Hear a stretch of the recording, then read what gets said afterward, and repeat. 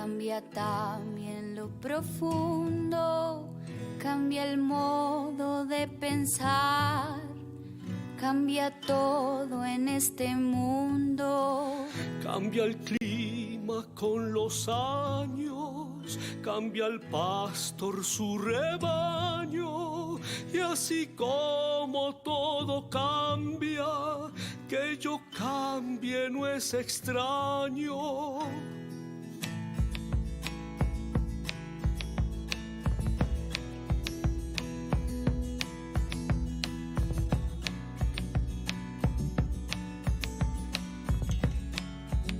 Amigos, amigas de Totum Revolutum, nuevamente con vosotros para compartir experiencias y aprendizajes que nos ayuden a elevar nuestro nivel de conciencia, a conocer nuevas miradas al mundo y nuevos paradigmas de comprensión de esta realidad maravillosa que es la vida. Esta mañana presentamos a un nuevo especialista que estamos seguros que contribuirá a aportar conocimientos y perspectivas nuevas. Se trata del arquitecto Ángel Herrera Jaramillo, quien nos atiende desde Lima, su ciudad natal y de residencia. Esperamos que Ángel se incorpore al grupo de profesionales solidarios que trabajan por la paz a través de su especialidad profesional, que nos aportan sus saberes al programa.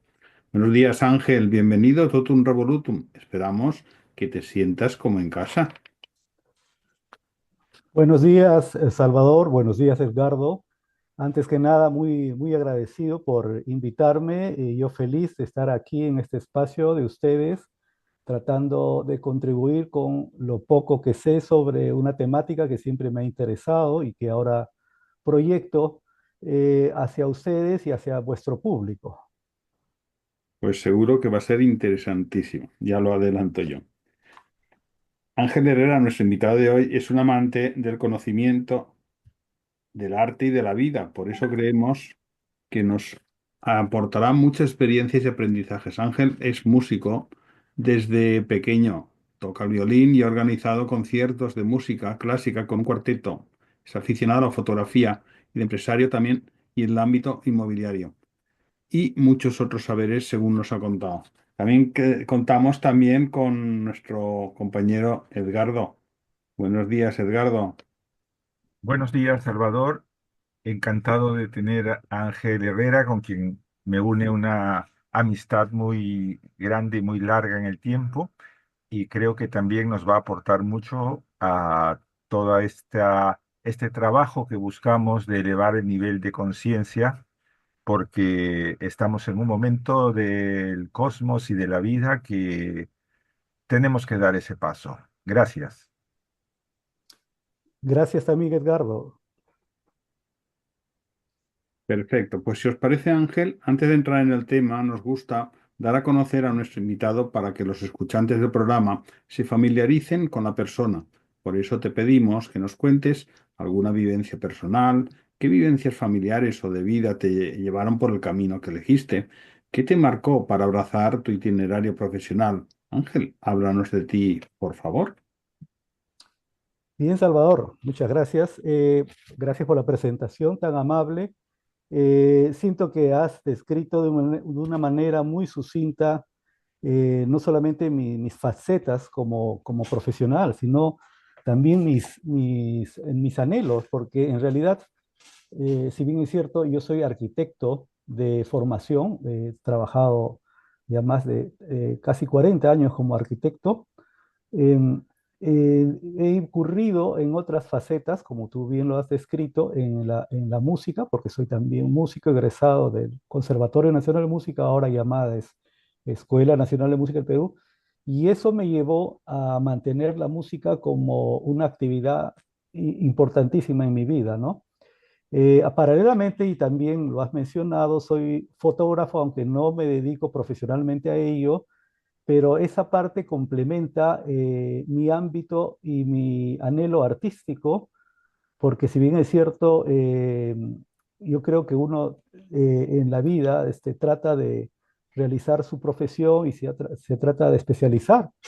En mi caso, ocurrió exactamente lo contrario, ¿no? En la medida que avanzaba mi formación y mi desarrollo profesional, descubría cada día que necesitaba más desarrollar las facetas a las cuales hemos aludido hace un momento, o sea, la faceta de la música, soy promotor musical, y también la faceta de fotógrafo que me ha permitido, por cierto, ampliar mi visión como arquitecto y también me ha permitido entender un poco más la arquitectura y las ciudades en las que he estado y en las que me he permitido captar imágenes y comprender, en cierto modo, el espíritu de las ciudades, ¿no? Entonces, en resumen, podría decirse que mi formación base es la arquitectura, pero en el fondo me considero un amante del arte, un amante de la música y un amante también de la imagen a través de la fotografía. Eres un gran humanista. Eso espero, en eso estoy, ese es Pero, el anhelo. pero Ángel, ¿alguna vivencia que te impulsó a ir por ese camino? ¿Alguien que viste? ¿Qué crees que hay en tu historia que te marcó la ruta? Bueno, en primer lugar, déjenme decirles que yo tengo una familia de músicos, ¿no? Mi madre ha sido música profesional, ha sido cantante de ópera. Definitivamente eso influyó en mi vocación por el arte. De hecho, y nunca lo voy a olvidar, yo quería ser músico. Yo estando en el conservatorio ya integraba parte de la orquesta, que era parte de la orquesta sinfónica. Y mi madre me dijo, y nunca lo voy a olvidar, que pensara bien si esa era verdadera, si mi pasión y mi objetivo de vida iba a ser desempeñarme en la música, porque entenderán que en nuestros países ser músico es una actividad todavía menor, ¿no? Cosa que, por ejemplo, eso ya no es así, no es tanto así, y sin embargo, en Europa y en el primer mundo en general, creo que eso definitivamente no es así, ¿no? Más allá de lo que piense que sea actividad menor o mayor, no, nunca he podido desligarme de algo que para mí lo llevo en el corazón por formación, por vertiente, digamos, de ascendencia familiar, ¿no? Y porque, por cierto, me enriquece cada día más como persona, que es lo que acaba de decir Salvador, ¿no? En el aras de buscar un humanismo como persona, ¿no? Y completa mucho a la persona. Así es, así es. Muchas gracias por compartir, Ángel. Cada historia personal es un gran aprendizaje para quien la escucha. Nos presenta miradas diferentes a las nuestras y esto nos enriquece a todos. Ángel, entremos pues en el tema que nos ocupa y que te propusimos, la arquitectura. Queremos ir conociendo este arte y sus implicaciones en la vida, en la sociedad actual, que son muchas, pero empecemos por definir la arquitectura, cómo entenderla, cómo comprenderla, ya que muchas veces requerimos de sus servicios sin tenerlo muy claro. También, ¿qué no es arquitectura? ¿Cómo se suele corromper este arte? Bueno, en realidad, Salvador, Edgardo, déjeme decirles que este es un tema súper amplio. Por supuesto, tiene muchas formas de enfrentar la complejidad de la arquitectura, porque en principio existe una visión que comparte la mayoría de los arquitectos, ¿no?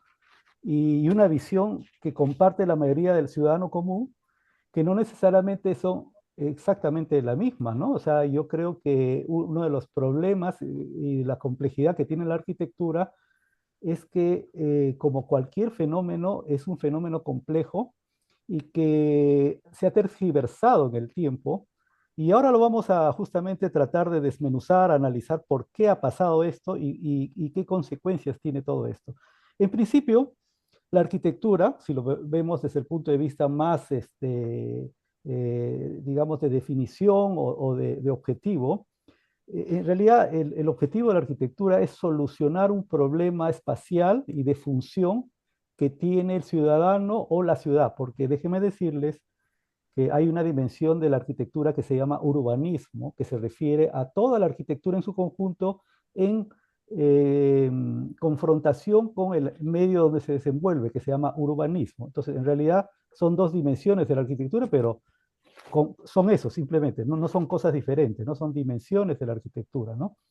Entonces, el arquitecto en realidad tiene como misión, vamos a ponerlo así como el médico tiene una misión de sanación, digamos, del cuerpo y el alma de las personas, nosotros tenemos casi como principio, tratar de solucionar los problemas espaciales dando solución de la manera más eficiente, y entendamos el término eficiencia en términos de su dimensión social, económica, de materialidad y ahora de sostenibilidad, que es un término que ha entrado a tallar a la par con todos estos términos anteriores, un problema concreto de una situación determinada para un ciudadano determinado, ¿no? Entonces, esa es nuestra misión, para eso estudiamos, ¿no? En realidad, el problema comienza en que el ciudadano común y corriente, como lo definimos, como el objetivo de nuestra profesión, a veces no nos concibe así, o en todo caso nos concibe así y nos concibe también de otras maneras. Entonces ahí comenzamos a tener un desencuentro, como llamo yo, al tema del problema de la arquitectura, ¿no? Eso podemos graficarlo cuando exploramos los diversos prejuicios, ¿no? Que se enarbolan sobre el concepto del arquitecto, ¿no? Por ejemplo, en mi país, y supongo que pasa también aquí en España, al arquitecto se le concibe como un artista, ¿no? Un creador de espacios bellos. Eso es una definición bastante sesgada, por supuesto, no deja de ser cierta en cierta medida, pero no es el objetivo final de nuestra digamos, carrera o nuestra profesión, ¿no? Yo creo que hay otros prejuicios o miradas que tiene el ciudadano común sobre nosotros. Por ejemplo, también inclusive nos ven como un profesional prescindible a veces, ¿no? O sea, a veces en nuestra sociedad, hablemos acá del Perú, el arquitecto es visto muchas veces como un personaje casi prescindible, personaje costoso a veces, inclusive hasta elitizado, ¿no? Es un profesional muchas veces visto como el profesional de ciertas clases de élite, muchas veces cierto sector de la sociedad nos ve así, ¿no? Sin embargo, ¿qué es lo que realmente pensamos que el ciudadano, fuera de esos prejuicios o sesgos de visión sobre nosotros, debería ver en nosotros, que por cierto mucha gente lo hace, pero no todos? Nosotros somos fundamentalmente un agente de cambio social y urbano, ¿no? Como lo dije hace un momento, la arquitectura y el urbanismo para efectos de esta conversación, lo voy a tratar en sus dos dimensiones. Arquitectura y urbanismo lo vamos a englobar con el aspecto llamado arquitectura, ¿no? Somos un agente de cambio social, ¿no? Porque en realidad transformamos los entornos urbanos, ¿no? Somos capaces de dar calidad de vida a las personas y a las ciudades, ¿no? A través de las intervenciones, por supuesto, de los espacios públicos, ¿no? También rehabilitamos los edificios históricos, ¿no? Entonces es una gestión muy importante, y sobre todo en ciudades como tan bellas ciudades que tienen ustedes y con tanto patrimonio histórico como las tiene España, ¿no? Esta perspectiva otorga una dimensión pues social, ¿no? Y cultural a nuestro quehacer, y que nos hace en realidad una especie de motor de cambio de nuestra sociedad, ¿no? Por cierto, y recalco, contribuye a la mejora de nuestro entorno y por ende a la sociedad en su conjunto, ¿no? Entonces, hemos visto que este es el papel que en realidad tiene el arquitecto en la sociedad, pero no es el papel que realmente a veces, y no digo siempre, no puedo generalizar, el ciudadano común no entiende nuestro rol, ¿no? Ahora, el problema se acrecienta porque en realidad también muchos arquitectos inclusive no entienden su rol. Ese es otro problema que añade una dimensión mayor a la problemática, digamos, ¿no? De la falta de entendimiento de la arquitectura y el desencuentro muchas veces de la arquitectura como fenómeno en las sociedades, ¿no? Es decir, no estoy necesariamente diciendo que todos los arquitectos definan a la arquitectura como lo estoy definiendo yo. Por cierto, es una posición particular, pero es una posición que creo yo que ha estado consensuada en la academia, ¿no? Y que no disiente de la posición de lo que busca ahora las sociedades, ¿no? O sea, que es calidad de vida y sostenibilidad, ¿no? Entonces, no nos podemos eximir de ser agentes de ese cambio, o por lo menos coadyuvantes de ese cambio, ¿no? Entonces, en términos generales, eso es lo que yo defino la arquitectura, cómo nos ven la ciudadanía, y cómo se ven los arquitectos también, muchas veces, ¿no? Sobre nuestro propio quehacer, ¿no, Salvador? Sí, interesante. Ángel, entrando en la arquitectura en las ciudades, que es nuestro hábitat cotidiano, hoy la población de ciudades en todo el planeta ya ha superado a la población rural. Explícanos la problemática actual de nuestras ciudades. Bueno, aquí tendría que decir que definitivamente no podemos generalizar, ¿no? Yo creo que en el mundo estamos asistiendo a una tendencia hacia la urbanización, es decir, a la desertificación, a la migración, digamos, de las zonas rurales hacia las grandes ciudades, por cuestiones que tienen que ver básicamente, en mayor o menor medida, de la oferta de calidad de vida que otorgan, calidad de vida entre comillas, ¿ah? Por si acaso, siempre hay que tomar ese aspecto de calidad de vida, entre comillas, porque, digamos, las oportunidades económicas siempre se están dando en muchos países, en las grandes ciudades, en desmedro del campo o de las pequeñas ciudades del urbe, ¿no? Yo creo que si ponemos como ejemplo el mismo España, yo soy muy interesado en saber qué está pasando con España, con la migración que existe del campo a las ciudades. Creo que es un problema que está ahí, vigente, y que tiene que ver mucho con lo que estoy diciendo. Si hablemos de dimensiones ya muy grandes, estamos hablando también de China, ¿no? Está pasando lo mismo, las concentraciones urbanas en China.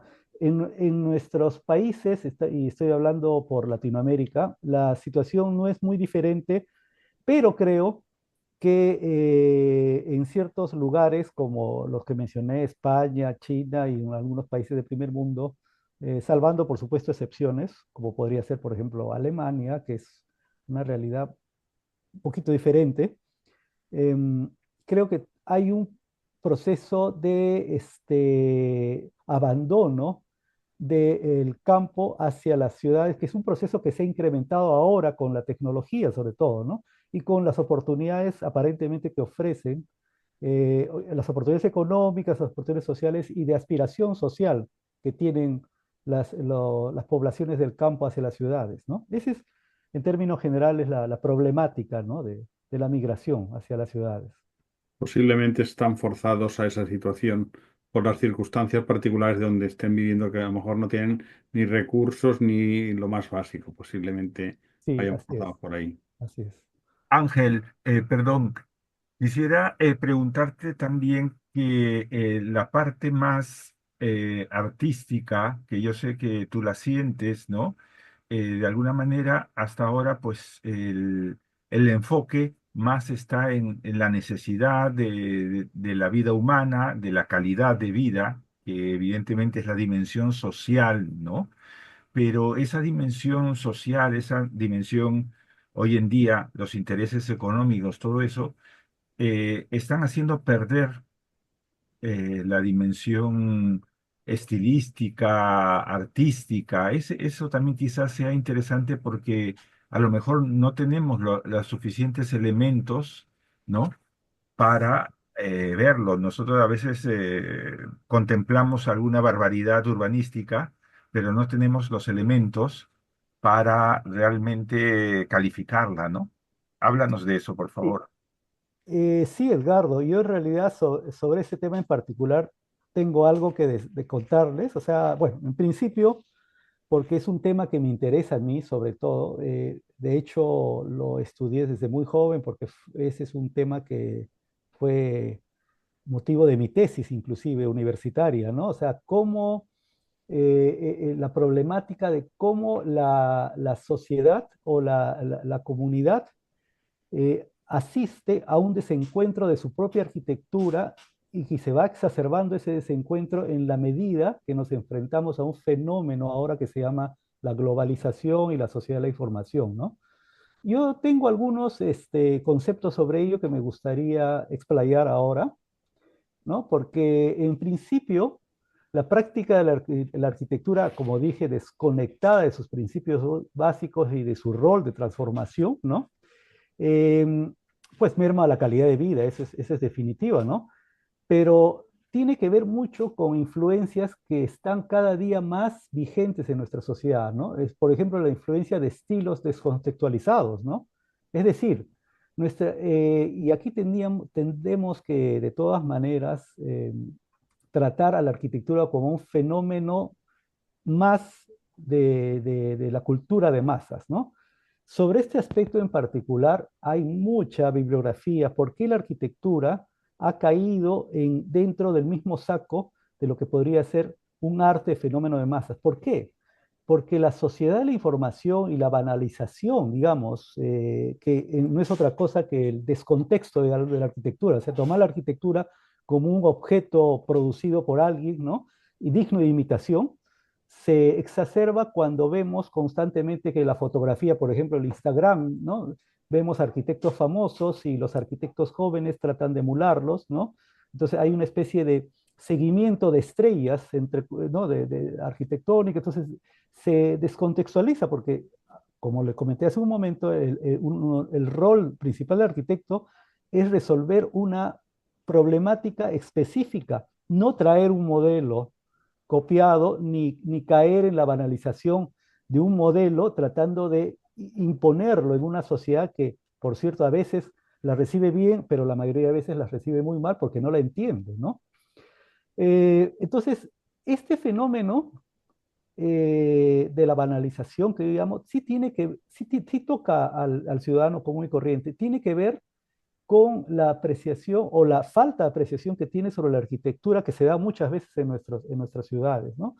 Entonces, nosotros tenemos en el mundo, y si hablamos de España, tenemos ejemplos de arquitectura icónica. ¿Qué cosa es arquitectura icónica? Arquitectura que trasciende la verdadera función para la que fue hecha, pero que tiene otro objetivo, ¿no? Que es generar un concepto de identidad a la ciudad donde se da. Por ejemplo, y eso voy a poner el caso más icónico que nosotros los arquitectos estudiamos, es el el Guggenheim de Bilbao, ¿no?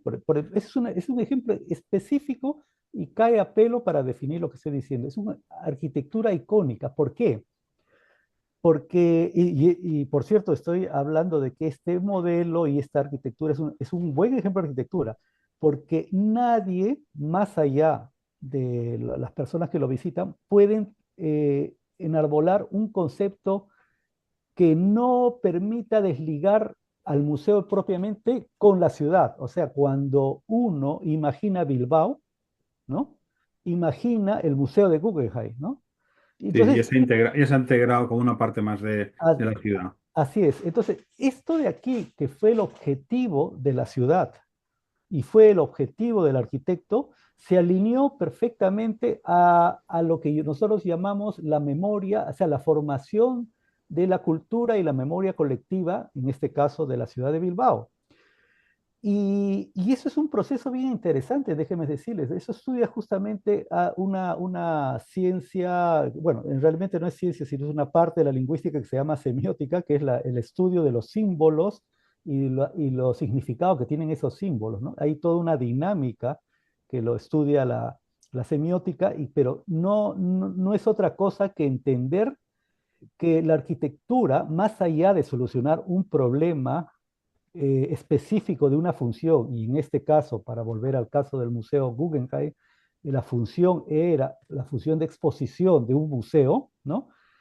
La función principal que se le asignó al museo es de representar a una ciudad. Entonces, como ustedes pueden ver, toda arquitectura, y sobre todo si se le da la categoría de icónica, o sea, de representar algo importante dentro de una ciudad, tiene esa doble función. La función que es la que propiamente tiene que solucionar con el diseño técnico un arquitecto, pero asimismo tiene la función de significar algo para la sociedad en donde se va a construir. Ahora bien, muchos modelos que se han hecho con esa pretensión no llegan a tener ese destino como lo tuvo el Museo Guggenheim. Es decir, el Museo Guggenheim está en lo que nosotros llamamos la memoria colectiva del ciudadano de Bilbao. Y más allá de estar en la memoria colectiva, está de una manera ventajosa y beneficiosa para su propia identidad como ciudad. Es decir, lo que vendría a ser en alguna medida, y después vamos a hablar de lo que pasa con la Ciudad de las Artes y las Ciencias en Valencia, le pasa al Museo Guggenheim. Sin embargo, y acá los arquitectos siempre tenemos algo más que decir, ¿no? Que la función del arquitecto se complementa con la función del político cuando el político le da un aspecto que el arquitecto no le puede dar o no le puede garantizar a una obra, que es la sostenibilidad en el tiempo. O sea, no es que, las dimensiones de la arquitectura están planteadas, las funciones están planteadas, ¿no? Las connotaciones y los significados que la sociedad le puede dar están planteados y están vislumbrados en este ejemplo. Pero lo que le hace exitoso al museo no es solamente lo que acabo de comentar, es la sostenibilidad, es decir, que la autoridad política se haya tomado el trabajo de implementar, por ejemplo, vías de transporte, haya, haya hecho un plan de mejoramiento de la ría, ¿no?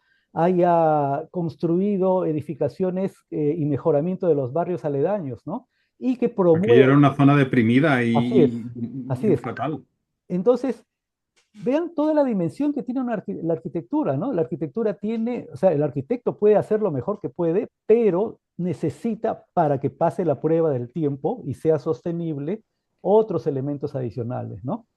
Entonces, pero lo importante de todo esto, y quería recalcarlo, es algo que no debemos dejar de mencionar, que toda arquitectura, en la medida que sea más icónica, o sea, más importante dentro de la ciudad, tiene un aspecto de formación para la identidad de una ciudad. O sea, por ejemplo, si hablemos de Valencia en este caso, y déjenme decirles, y si me equivoco, por favor, no, yo no soy valenciano, soy un observador de la arquitectura, pero me refiero a esto como un observador, simplemente, ¿no?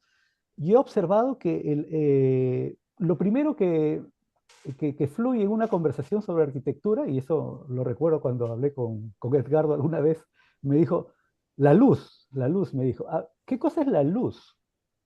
¿Qué cosa es la luz, Salvador? La luz no es, nosotros no vemos la luz, lo que vemos es el reflejo de un objeto. O sea, en realidad, lo que nosotros estamos viendo es la arquitectura a través de la luz, ¿no? Entonces, cuando tú me hablas de la luz, Edgardo, ustedes me hablan de la arquitectura, me están hablando de que ustedes, los valencianos, tienen una identidad con un tipo de arquitectura y que esa identidad es tan fuerte que a los arquitectos y urbanistas no nos queda otra cosa, o mejor, no nos queda otra cosa, no, sino que tenemos que respetarla e integrarla a nuestro programa de necesidades como un elemento direccionador de nuestros programas arquitectónicos, ¿no? Es decir, a mí no se me ocurriría, salvo, y eso siempre hay excepciones a la regla, salvo que alguien me diga que tengo que hacer una arquitectura disruptiva, ¿no? En el medio, y que esa arquitectura disruptiva va a ser tan bien promocionada para que rompa los cánones y códigos culturales que el valenciano tiene sobre su propia arquitectura, ¿no? Eso pasó, por ejemplo, y eso es un ejemplo de arquitectura, como le llamo yo, disruptiva en una sociedad, con el edificio Pompidou en París, que no es otra cosa que un museo, un centro cultural, que cuando se inauguró en 1977, despertó en todo estamento de la sociedad parisina el rechazo total. Pero esa obra ha pasado la prueba del tiempo. Es una obra que si uno la mira, probablemente no tenga la imagen, yo la tengo una imagen vívida porque la estudié, es un objeto arquitectónico que generalmente es la casuística de todo arquitecto. Esa obra es un ejemplo de arquitectura disruptiva exitoso. No toda arquitectura disruptiva, o sea, no toda arquitectura que rompe un molde, un código social es exitoso. En este caso lo es. ¿Por qué?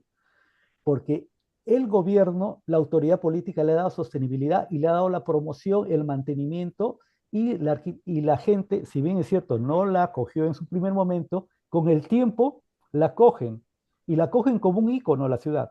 Entonces, y para volver al ejemplo de Santiago Calatrava, el arquitecto que admiro por toda, ¿quién no puede admirar a Santiago Calatrava como arquitecto valenciano?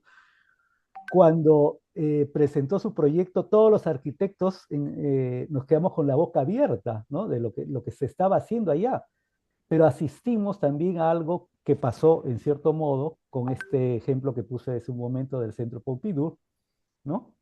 Un momentito, por favor, ¿podríamos editar un ratito aquí? Quisiera cortar acá las notificaciones que se están colando, ¿ya? Un momentito. Bien, como estaba comentando, el papel de que tiene una ciudad, una sociedad, en este caso, Valencia, eh, tiene un, perdón, discúlpenme, no sé si es el mío el que suena porque ya no me parece nada acá, no me parece nada, Edgar. O sea, no tengo notificaciones ahorita yo. Pues entonces, Salvador, ¿no será el tuyo? No, porque Salvador no recibe notificaciones en su tablet. No, yo no. Entonces, ¿qué puede? A ver, déjame verlo. Yo he borrado todas las notificaciones, ya no. Bueno, no te preocupes, tranquilo. Si Ah, quieren entrar, pues que entren. ok, estábamos hablando sobre el tema de la luz de Valencia. La luz de Valencia, como decía, es en realidad un código cultural dentro de la ciudad de Valencia. Y me explico. Cuando hablaba de que la luz no es lo que se ve, sino el reflejo de la luz, ¿no? Lo que está viendo la gente y está identificando como la luz de Valencia es en realmente la arquitectura de Valencia, porque la luz definitivamente refleja en los edificios y ellos pasan a formar parte de la memoria colectiva del valenciano.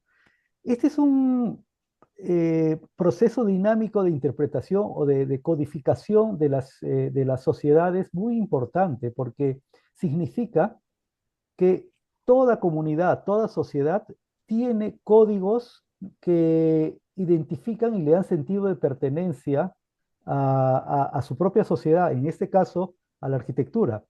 Nadie está exento de sentir qué tipo de arquitectura tienen y cuál es la arquitectura que tienen y cuál es la arquitectura que desearían preservar para preservar su identidad. Y en ese sentido, los arquitectos tenemos pues la obligación, ¿no? Primero, de identificar qué tipo de códigos culturales maneja la ciudad para tratar de respetarlos, ¿no? Y contextualizarlos para crear una obra dentro de una ciudad, ¿no?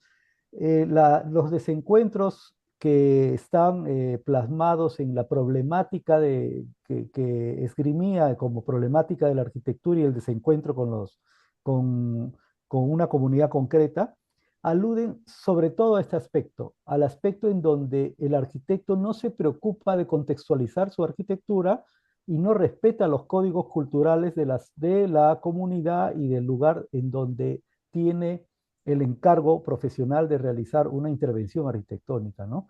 Entonces, estamos viendo de que este es uno de los puntos más importantes que nosotros los arquitectos debemos tener siempre presente y que lamentablemente muchas veces por situaciones diversas, pero sobre todo por la banalización de la arquitectura o por la falta de entendimiento de lo que es el objetivo de la arquitectura, caemos en desencuentros con nuestros usuarios finales, ¿no? Que son el objetivo de la arquitectura, ¿no? Que es la sociedad, en este caso representado por la ciudad que nos manda a hacer un encargo específico, ¿no?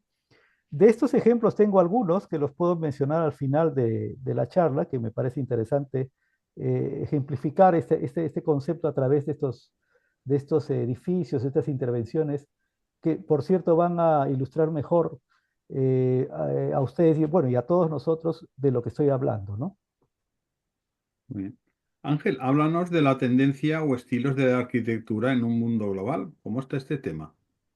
Bien, aquí hay un aspecto que no debemos olvidar, ¿no? La arquitectura, vuelvo a decir, es un fenómeno que no es estático, es un fenómeno dinámico. Es decir, las tendencias y estilos de la arquitectura han ido fluyendo a través del tiempo porque no debemos olvidar que la arquitectura es en realidad un reflejo de la cultura, pero también es un productor de cultura. Es decir, nosotros los arquitectos al hacer arquitectura también estamos generándola.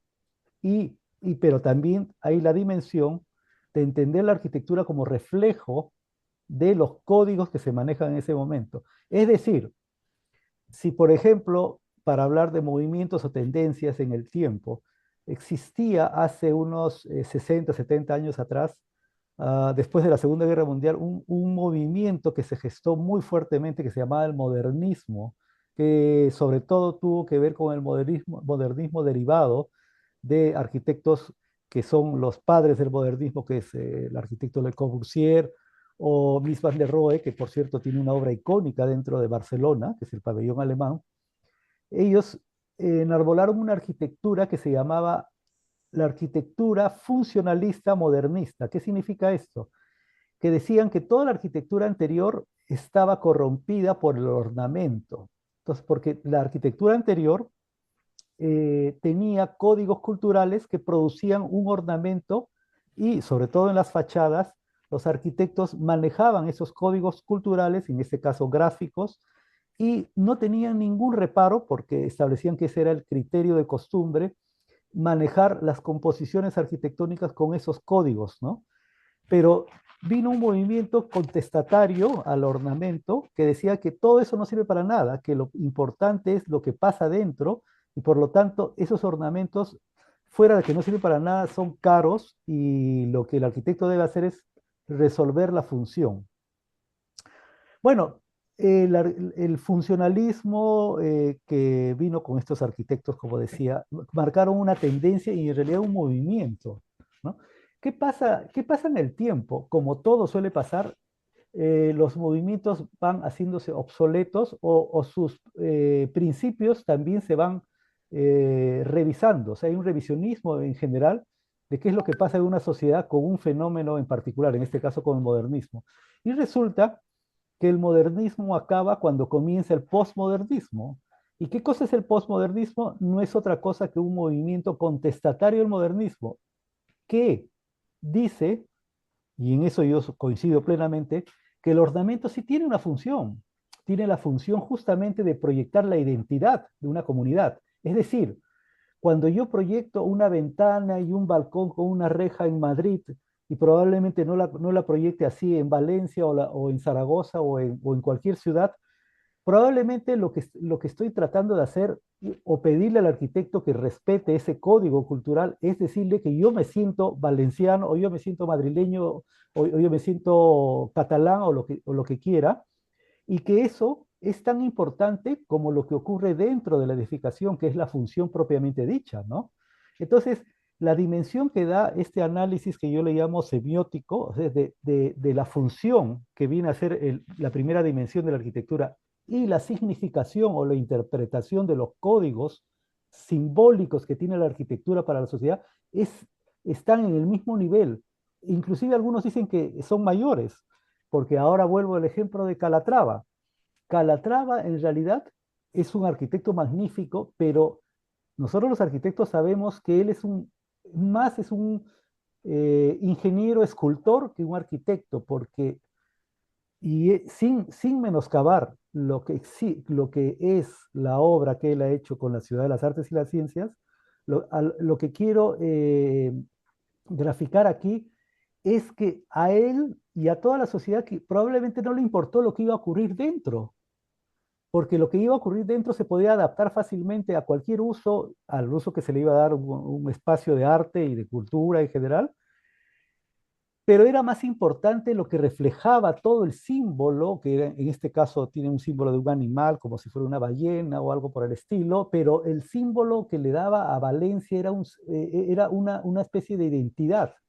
Y de hecho, es una arquitectura exitosa desde el punto de vista de los objetivos que persigue, que es darle identidad a una ciudad, ¿no? Y sobre todo estar mantenida en el tiempo. Ahora, si los arquitectos tenemos, como siempre analizamos todas las obras arquitectónicas que hay en el mundo, no solamente las que hay en Valencia y en España, nosotros hemos estudiado bastante este ejemplo de buena arquitectura que es la Ciudad de las Artes y las Ciencias, comparándola con Guggenheim. Y tengo que decirles que desde nuestro punto de vista, el Museo Guggenheim como intervención icónica y arquitectónica es más exitoso que la Ciudad de las Artes y las Ciencias. ¿Por qué?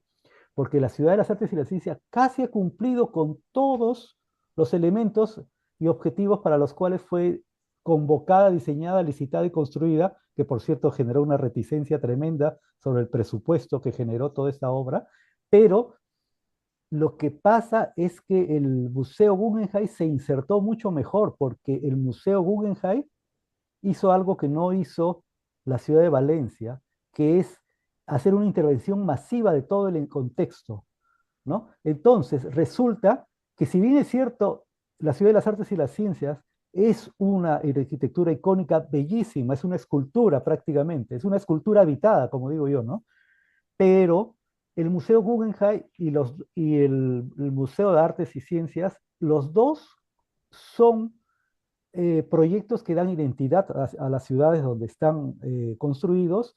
Los dos son ejemplos de arquitectura disruptiva, icónica y amada por sus comunidades, pero uno resuelve mejor una problemática que otra, ¿no? Entonces, ¿cuál es? ¿Cuál es? Que no debemos olvidar que la arquitectura, y en este caso un museo como el que estamos hablando, debe haber venido con un proyecto integral de transporte, de renovación urbana, de integración, ¿no? Etcétera. Entonces, ahí es donde el arquitecto tiene que entrar a tallar. Y por supuesto, el poder político también, porque es el único que puede garantizar la sostenibilidad en el tiempo, ¿no? Porque así como hay ejemplos buenos de sostenibilidad, como el Museo Guggenheim, hay ejemplos muy malos, que prácticamente son elefantes blancos, como decimos acá en mi país, de arquitectura olvidada, que son difíciles de sostener. Ejemplos de eso tenemos un montón. Por ejemplo, toda la arquitectura que se hizo por ejemplo, para las Olimpiadas de Río, ¿no? Que son insostenibles en el tiempo, ¿no? O sea, que prácticamente se hicieron para un evento, pero no sirven para la ciudad porque no se sostienen. O sea, después de un evento no sirven para nada. Eso es una responsabilidad no del arquitecto, sino del poder político y de la sociedad, que tiene que comprometerse con una obra de tal envergadura para que sea sostenible en el tiempo, ¿no? Entonces, aquí vemos que la dimensión de la arquitectura y el papel que tiene el ciudadano, la sociedad y los estamentos de la sociedad, en este caso políticos, son mucho mayores de lo que la gente piensa, ¿no? Entonces, hay muchos factores que conducen al éxito o fracaso de una arquitectura. Y estoy poniendo buenos ejemplos y he mencionado algunos. En Valencia, por supuesto, como en toda ciudad, hay buenos y malos ejemplos. Por cierto, yo particularmente, cuando comentábamos que soy arquitecto de profesión, soy músico de pasión, pero también soy fotógrafo de pasión.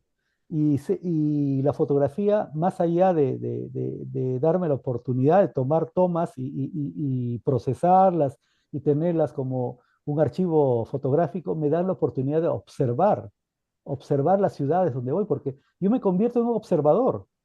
Y esa es, creo, la ganancia más grande que tengo yo de ser fotógrafo, la oportunidad que tengo yo de observar la arquitectura y observar cómo se comporta la gente con determinada parte de la ciudad y con determinada parte de la arquitectura, ¿no? En este caso, acuérdense que para yo fotografiar, por ejemplo, a la Ciudad de las Artes y las Ciencias, por poner un ejemplo, he tenido que ir 20 veces en todo momento del día, y en todo momento del día observaba, por cierto, a la arquitectura, pero también observaba a la gente, cómo la usaba, cómo se desempeñaba, cómo de alguna manera se hacía partícipe de una obra que era para ellos, ¿no?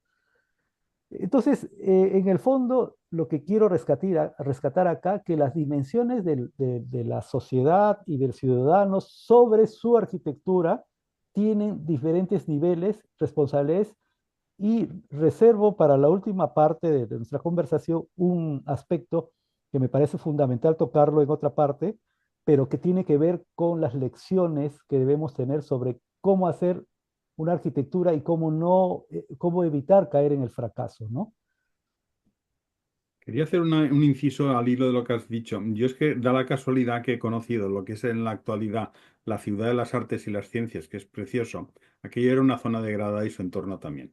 Y por lo que has dicho tú, aquí sí que se le ha dado esa integración, ese cambio y se ha apostado por mirar hacia el futuro. Esa es la idea pragmática que hicieron y se ha hecho con edificios como el edificio del Museo Príncipe de Asturias, que está ahí de tecnología. Y luego lo que has dicho tú, el Museo de Arte está ahí también. Luego tenemos el Ojo del Universo y el cine. Y luego tenemos lo que es la parte final del río, que también era una zona degradada, que es donde está uno de los mayores acuarios del mundo en cuanto a tamaño vamos, y sostenibilidad. Y lo que es la salida que tiene al río Valencia, pues ha intentado también estar en la parte final tratándose de terminar.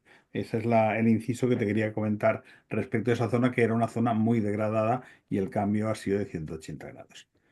Bueno, al hilo de esto ahora ya quería comentarte que sabemos, Ángel, que has estado muchas veces en España y nos has visitado en Valencia con tu capacidad descriptiva, como lo has dicho. ¿Puedes ponernos algunos ejemplos de tu perspectiva, de aquello que merece ser comprendido, de la arquitectura que pudiste ver en nuestras ciudades, en Valencia o en otra ciudad, o un ejemplo como has hecho también hace un momentito, vale más que mil palabras? Dinos.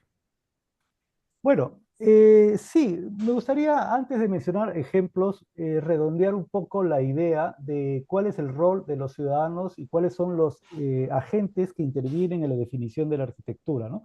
Porque este es fundamental para entender cuál es la dinámica de cómo se gesta la arquitectura en las ciudades. Bueno, en primer lugar, el desencuentro de la arquitectura a veces con el ciudadano, es el por qué la gente no aprecia su arquitectura, tiene mucho que ver con que los propios arquitectos no somos pedagógicos y tenemos espacios demasiado cerrados para discutir lo que estamos haciendo, ¿no? Es decir, el ciudadano común no encuentra espacios de opinión, muchas veces no se ha institucionalizado de alguna manera, más allá de las asociaciones civiles, ¿no? Y las opiniones que puedan tener diversos especialistas. Nosotros los arquitectos, y eso te lo digo con conocimiento de causa, cuando tenemos que elegir, por ejemplo, una obra arquitectónica, y eso me ha pasado como anécdota inclusive, cuando tenemos que elegir una obra en particular, eh, elegimos desde nuestros parámetros lo que es una buena arquitectura, ¿no? Pero resulta que esa buena arquitectura a veces, para los ojos, por ejemplo, de otra gente que es muy importante, que es el promotor o el inversor de este edificio, muchas veces que tiene que buscar renta sobre el edificio, no consigue el éxito. Es decir, no, en otras palabras, la arquitectura no se vende si el objetivo era venderse como una unidad inmobiliaria, por ejemplo, ¿no? Entonces, lo cuento a manera de anécdota, hasta un poco gracioso, cuando yo trabajaba con un socio ingeniero que es dueño de una empresa constructora, yo lo llevé a ver, para mí, uno de los mejores ejemplos de arquitectura que en Lima. Le dije, mira, hay que hacer algún edificio así como este, pero él me dijo, esa arquitectura no se vende, Ángel, me dice. Entonces me hizo pensar en algo de lo que estoy diciendo. ¿Por qué existe arquitectura vendible y por qué existe arquitectura que nosotros creemos que no es vendible, pero sin embargo es valorada por los propios arquitectos desde los criterios estéticos y de aporte, digamos, hacia la sociedad? Porque simplemente la arquitectura se ha banalizado. Mucha gente consume la arquitectura como concibe cualquier cosa, como un producto de consumo masivo. Es decir, cuando yo compro un departamento, por decir, eh, y si me esfuerzo yo como arquitecto, en ponerle una contención solar y de no darle una fachada súper espectacular porque no tiene una visual, por ejemplo, aparente hacia el contexto inmediato para generar unas visuales aparentes, bueno, la persona no valora eso, simplemente valora que el edificio no parece moderno o no parece igual que el otro edificio del otro distrito o comunidad donde vio que tiene mayor valor, digamos, un edificio. Entonces, los criterios de valoración ya se tergiversan y se convierten en criterios a veces banalizados, ¿no? Entonces la arquitectura se convierte en un objeto de consumo como cualquiera y muchas veces el ciudadano común y corriente no entiende qué es una buena y qué es una mala arquitectura, porque nosotros mismos los arquitectos no nos encargamos de decir qué cosa es una buena y mala arquitectura. Y lamentablemente, cuando el ciudadano consume arquitectura banal, esa arquitectura banal no dura en el tiempo.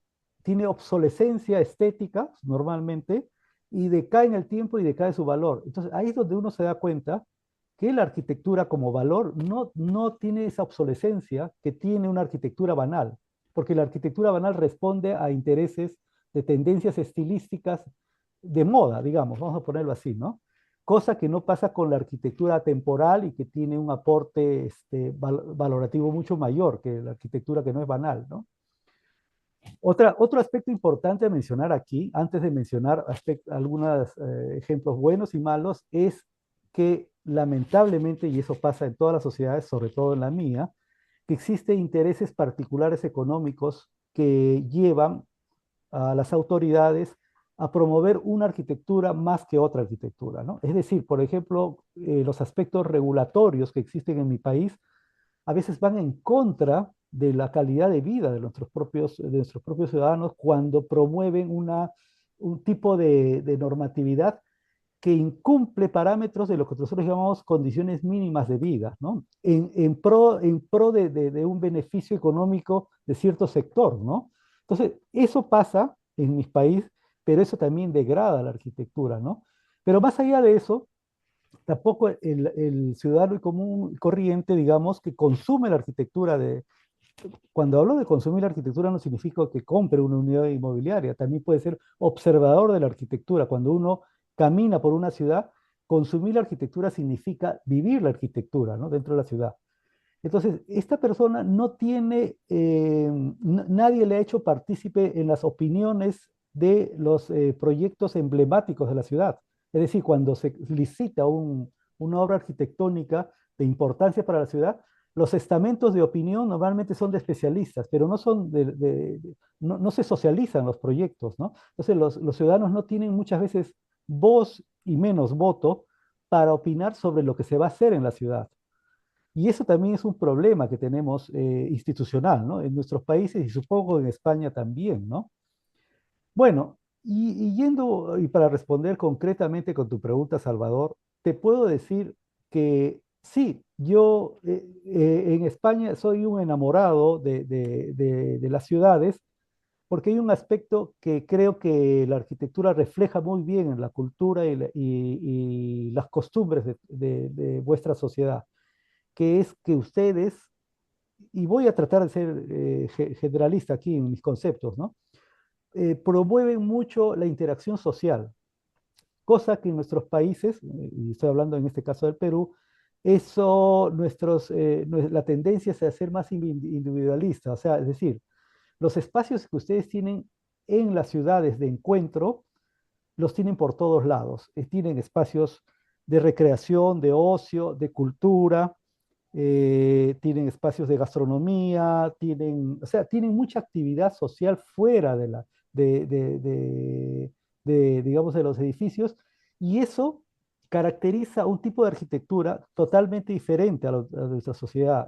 Y en el caso de Valencia, yo soy, déjenme deciros, un admirador de la cultura valenciana, porque no solamente me he dado cuenta de que interactúan de esa forma, sino que tienen un alto concepto de sí mismos sobre lo que es su propia arquitectura. Y eso es un valor inconmensurable. O sea, cuando una sociedad defiende y tiene claro qué cosa es lo que vale, ¿no? En una arquitectura, lo que le representa a una ciudad, ese valor no se debería perder. Y lamentablemente en mi país se ha perdido por los diferentes agentes de intereses particulares, sobre todo, que han hecho que la arquitectura haya devenido en una arquitectura totalmente banalizada. Pero en el caso de Valencia en particular, y también lo digo entre Barcelona y Madrid, he notado de que hay un respeto muy grande por su historia, por sus códigos culturales y por la forma en que tienen de vivir, ¿no? Entonces, más allá de eso, yo podría mencionarte, yo he paseado por Valencia y soy un enamorado, por ejemplo, de los mercados, ¿no? Los mercados, el mercado central, el mercado de Colón, son ejemplos de arquitectura del fenómeno de modernismo valenciano, ¿no? Que estaba muy paralelo al modernismo catalán, ¿no? Y estos mercados representan muy bien lo que nosotros llamamos la arquitectura exitosa, porque en un caso se mantiene como un mercado exitoso, que es el mercado central, y el mercado de Colón creo que se ha reciclado y se ha convertido más en un centro gastronómico, pero igual es exitoso, ¿no? ¿Por qué? Porque más allá de cualquier cosa, ha hecho que la arquitectura se consuma, se viva, y que la gente aprecie los elementos simbólicos, culturales y de ornamento que tiene esa propia arquitectura y que hacen que, por cierto, esa arquitectura se distinga de otra arquitectura, ¿no? O sea, los elementos ornamentales que tienen la estructura en sí misma hacen que se diferencie mucho de otro tipo de arquitectura, ¿no? Así Eh, es. ¿No? Entonces, por otro lado, hay otros aspectos que también tienen que ver con la influencia política, que es el reciclamiento de los edificios. ¿Qué quiero decir con ello? Que hay edificios que, lejos de quedar en el abandono, los ayuntamientos o los gobiernos, como decimos acá en el Perú, los gobiernos locales, ¿no? Con muy buena visión le dan un otro uso. Por ejemplo, Bombas Jens, ¿no? Que es un centro de arte, ¿no? ¿No? O en Madrid Matadero, por ejemplo, lo que era el matadero de la ciudad, le han convertido en centro cultural. Es decir, y ahí donde tiene que ver la visión de la autoridad sobre la arquitectura para que la ciudad no decaiga, ¿no? Y reciclar constantemente la arquitectura y lejos, por ejemplo, sería muy fácil demoler y hacer una intervención, es mucho más fácil dotar y llevar en valor, porque son edificios valiosos, ¿no? Todos Eh, estos temas son tan amplios que nos daría sí, para otro programa que tenemos que mirarlo y embastarlo. Ángel, para terminar, sí. sabemos que eres un gran amante también de la música clásica. Queremos agradecerte esta magnífica tertulia con esto, que es uno de los temas clásicos preferidos tuyos. Ahora te dejamos los micrófonos para que te dirijas a los escuchantes. ¿Qué te gustaría resaltar de toda tu magnífica exposición que debemos guardar como aprendizaje y experiencia, como un resumen, porque el tiempo, cuando estamos a gusto, se pasa muy rápido? Muchas gracias, Salvador. Y disculpen, me he olvidado un poco del tiempo. He tratado de ser. Es un fenómeno bien complejo este de la arquitectura y todo lo que implica la arquitectura dentro de una sociedad. Bueno, simplemente decirles de que debemos tener ahora una mirada ahora diferente como ciudadanos comunes y corrientes, no como arquitectos. Yo soy un arquitecto que ahora estoy en posición de ser mucho más responsable de las cosas que hago, y definitivamente algunas cosas no las hago ya, ¿no? Porque ya soy más consciente de mi papel dentro de la sociedad. Y bueno, ciertamente como lección que todos deberíamos tener es ser más activamente participativos en dar nuestra opinión, buscar los espacios para debatir y muchas veces fiscalizar también, ¿no? Porque acuérdense de lo que comenté hace un momento, la arquitectura y el papel que tiene el desarrollo de las ciudades está en manos de un estamento que es los gobiernos, en este caso municipales o los ayuntamientos, y muchas veces estos ayuntamientos responden más a las presiones de intereses particulares que a los papeles papeles de las asociaciones civiles, ¿no? Por lo tanto, nuestro papel como ciudadano común, exceptuándonos, digamos, en mi caso de arquitecto, debería ser de conformar un papel más activo en la definición de lo que debemos preservar como arquitectura valiosa dentro de nuestra sociedad y dar nuestra opinión y nuestro voto para definir qué queremos en nuestra ciudad para tener y mantener lo que consideramos valioso, ¿no? Entonces, creo que una recomendación que yo siempre hago. Lamentablemente, pareciera que nosotros delegamos todo el rol de definición de la arquitectura de nuestra ciudad en los estamentos gubernamentales y en este caso en nuestros ayuntamientos, pero nosotros como ciudadanos tenemos mucho que hacer y decir y también de definir, ¿no? Porque en el caso de ustedes, sobre todo, tienen mucho que conservar como valor, ¿no? Como lo comenté hace un momento, Muchas ¿no? gracias. Y para ponernos en contacto también contigo, dinos tú cuál es la forma para ver para cómo se puede poner en contacto, ver lo que haces también. Bueno, mira, te cuento, dependiendo de la faceta que quieran buscar, en la que quieran buscarme o encontrarme, pero yo tengo 3 páginas web, ¿no? Pero principalmente en la labor de arquitecto tengo la página web www.ahjarquitectos.com. Ahí tienen todos los enlaces de contactos a mis redes y también el enlace al contacto de mensajería. Con todo gusto, si es que alguien tiene algo que decirme, con todo gusto yo por ese canal puedo responder.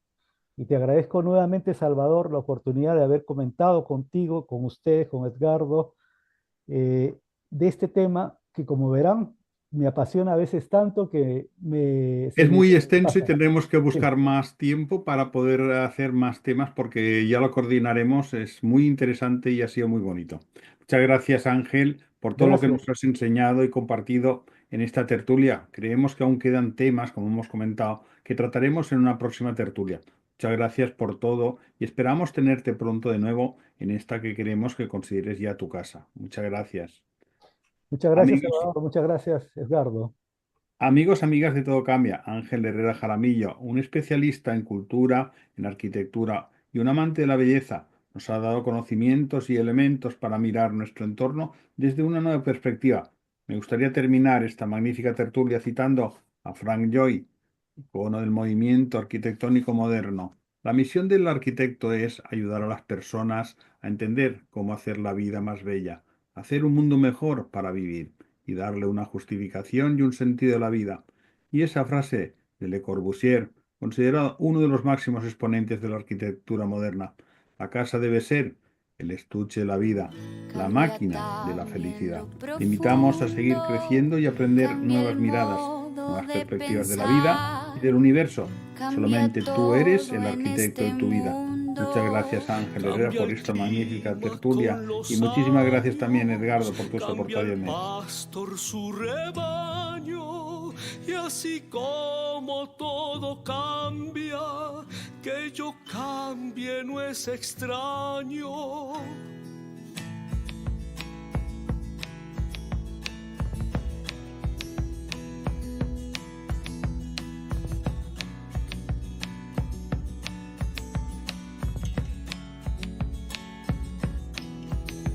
Cambia el más fino brillante, de mano en mano su brillo. Cambia el nido, el pajarillo, cambia el sentir de un amante, cambia el rumbo, el caminante, aunque esto le cause daño. Y así como todo cambia, que yo cambie no es extraño.